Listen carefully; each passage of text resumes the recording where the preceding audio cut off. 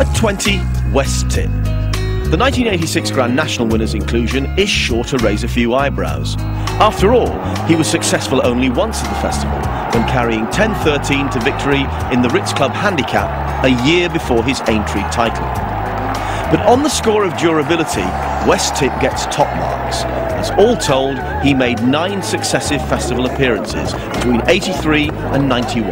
That's one more than the likes of Desi, Royal Relief, Stroller, Nescargo and Tide Cottage, to name but 5. At 19, Dudley, trained and ridden by the legendary Mr. Harry Atherton Brown, who in 1919 became the last amateur to win the National Hunt Jockey's title outright. He was the first horse to win 4 times at the festival. At 18, Solfen, trained by Willie O'Grady, Edward's late father. 50 years ago, Solfen charged into the record books when landing the Broadway Novices Chase, what we now call the Sun Alliance, on the Wednesday under Pat Taaffe, and then, less than 24 hours later, the Spa Hurdle, these days dubbed the Ladbrokes World Hurdle, when partnered by Bobby Beasley. In 1973, Inkslinger also completed a festival double, but both his wins were over fences, and unlike Solfen, he enjoyed a full day's rest in between. At 17, Halloween, the best winner of the Hunter's Chase at the festival, trotting up under his owner, Captain Dick Smalley, in 1951.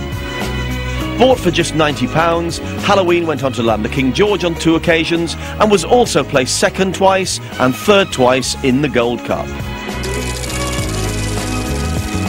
At 16, Golden Signet, who in 1978 ran out as impressive a winner as one could wish to see, hacking over his rivals to land the odds running away under Niall Madden in the Waterford Crystal Supreme Novices Hurdle. Sadly, his career lasted only a few weeks longer, as following another effortless success at Fairyhouse, he was tragically killed when falling at the last in the Scottish Champion Hurdle, for which he was joint favourite with the eventual winner Sea Pigeon.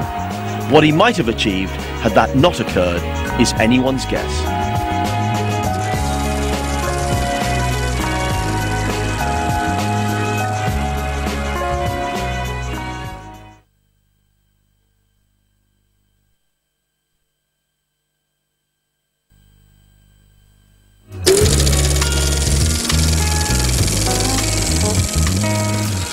At 15 in my Cheltenham Top 20, Barracuda, who in his prime was arguably as good a staying hurdler.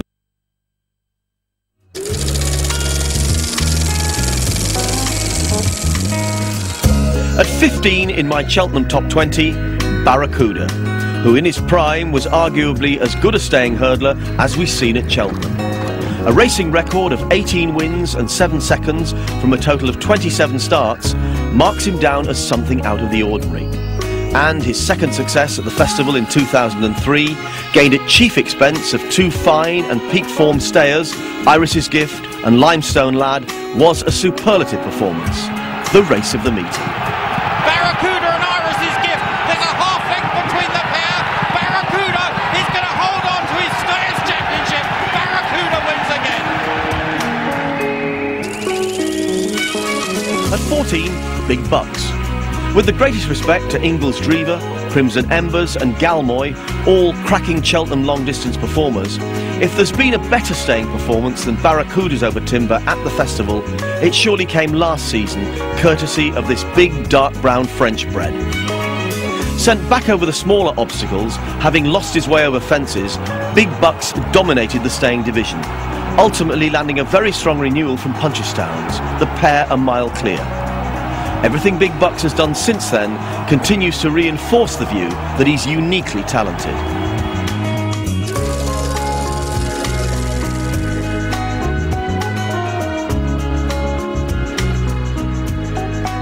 At 13, Masterminded, whose breathtaking performance in the 2008 Queen Mother Champion Chase oozed class, and for me gives him the nod over 3-time scorer Badsworth Boy and also Dunkirk, both similarly brilliant 2-milers. It's not unreasonable to note that Masterminded, who also won at the festival last season, is currently dominating a division lacking real strength in depth.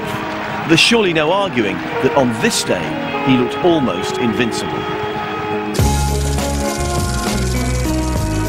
At 12, Moscow Flyer. But for the occasional tendency to bulldoze a fence, Irish-trained Moscow Flyer's splendid record might read even more impressively. Successful in 19 of his first 20 completed starts over fences, including in the Arkle of 2002, Moscow Flyer won the Queen Mother Champion Chase twice, in 2003 and 2005. At the time of his second Queen Mother success, the 2-mile division was as strong as it had been for years, yet his superiority was marked. He retired the winner of 26 of his 40 races, half of those coming at Grade 1 level.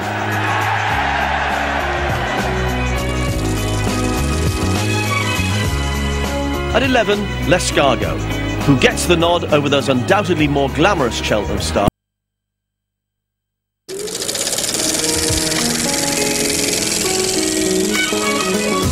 Moving to halfway in my Cheltenham top 20, and at 10, Night Nurse. At his best, Night Nurse was a superb hurdler, arguably the pick of a wonderful era which included Bird's Nest, Dramatist, Sea Pigeon, Monksfield, as well as those previous champions Comedy of Errors and Lanzarote.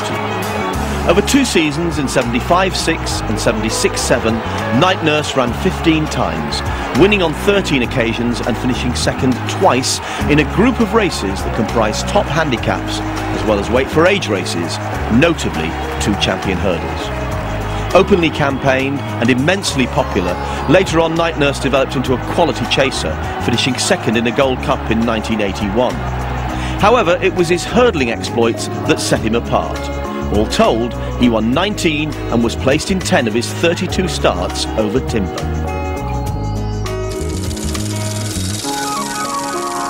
At 9, Sir Ken, who was bought in France by his trainer Willie Stevenson and won his first 17 races in Britain.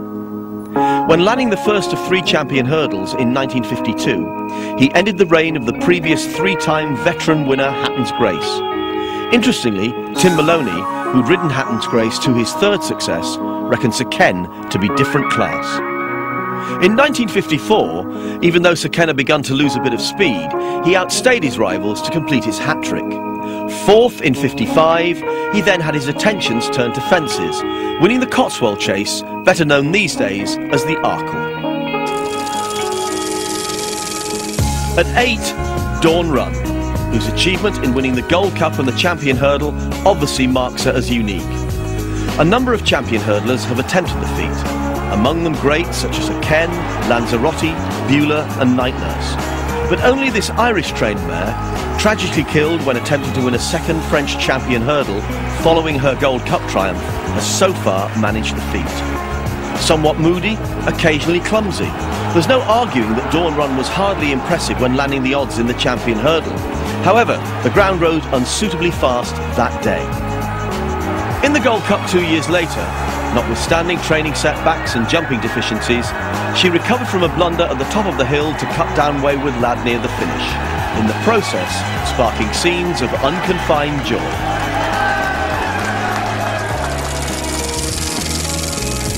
At 7, Millhouse, who for many is remembered merely as the horse that Arkle thrashed in the Gold Cups of 64 and 65. Yet a top 4 Millhouse was undoubtedly one of the best chasers in the history of the sport, and when romping home in the Gold Cup in 63, when only a 6-year.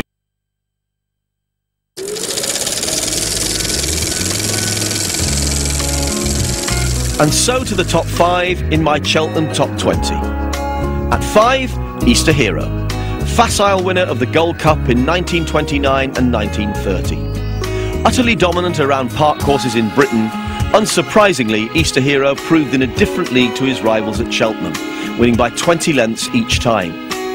However, then the Gold Cup was worth a fraction of the Grand National, and for many owners and trainers was merely a stepping stone to Aintree.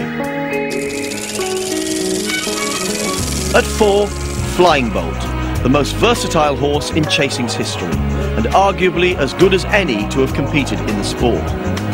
His handicap performances vie with Arkle's, and his 4 appearances over 3 seasons at the Cheltenham Festival are testament to wonderful ability. Flying Bolt hacked up in the Gloucester Hurdle of 64, did likewise in the Cotswold Chase 12 months later, before completing his hat-trick when 5-1 on in the 2-mile champion chase in 1966. 24 hours after that, he finished third in the champion hurdle. Either side of his third festival, Flying Bolt landed two of Ireland's most prestigious staying handicaps, the Thyestes and the Irish Grand National under 12.7. At that stage, he was the winner of 17 of his 20 races. At 3, Golden Miller. No horse matches the Miller's achievements at Cheltenham. With 5 wins and a second from 6 attempts in the Gold Cup over 7 seasons, the race was abandoned due to bad weather in 1937. This supremely tough horse, who did much to raise the profile of steeplechasing, also holds the record of being the only one to have won a Grand National and a Gold Cup in the same year. The Miller raced for 9 seasons, finishing first in 30 of his 55 races, being disqualified on 1 occasion.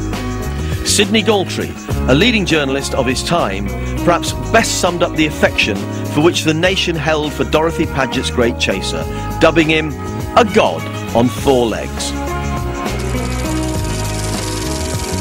At 2, Kauto Star, who 12 months ago became the first horse in its 85-year history to regain the Gold Cup. Successful also in 2007, Kauto Star is unquestionably the best chaser since Desert Orchid. Notwithstanding the Flying Grey's exploits on other courses, Kauto's form around Cheltenham is considerably stronger, notably when slamming his tip-top stable companion Denman last year. Many racing fans think Kauto is the best of all time, and perhaps they're right. Certainly around Kempton, where he looked better than ever in winning a 4th King George, he appears the beau ideal, a chaser who says, jumps, then quickens like no other. In short, imperious. But modern-day jumping allows its stars to compete in valuable conditions events without the need to take in the handicaps that for years were naturally part of the season's highlight. That's not Kauto's fault, nor his connections, though it does mean that compared to yesteryear, he hasn't been tested in quite the same manner as others in chasing's pantheon. At 1, Arkle. The clamour for Kauto Star to be recognised as the best chaser of all time has never been stronger. Even so, nothing he's done at Cheltenham so far suggests to yours truly that he's necessarily better than Arkle, the horse for whom racing's handicapping rules were rewritten, and who, along with Golden Miller and Isterbrack, achieved the rare feat of winning at the festival in 4 successive seasons, including in 3 Gold Cups. The excitement and enthusiasm generated for the first Denman Kauto Star shootout pales into insignificance with the anticipation that waited Arkle v Millhouse in '64. When the crunch came, it was almost an anticlimax. Arkle slammed Millhouse, subsequently a neck second in the Whitbread under 12.7 when conceding 3 stone to the runner-up. Arkle was the daddy, has an overall record over fences of 22 wins, 2 seconds and 2/3 from 26 starts over fences under lines. Kauto is great, as indeed or were most of the horses discussed over the last 4 days. But to me, Arkle still stands supreme, if not quite alone, then as he was frequently referred to as himself.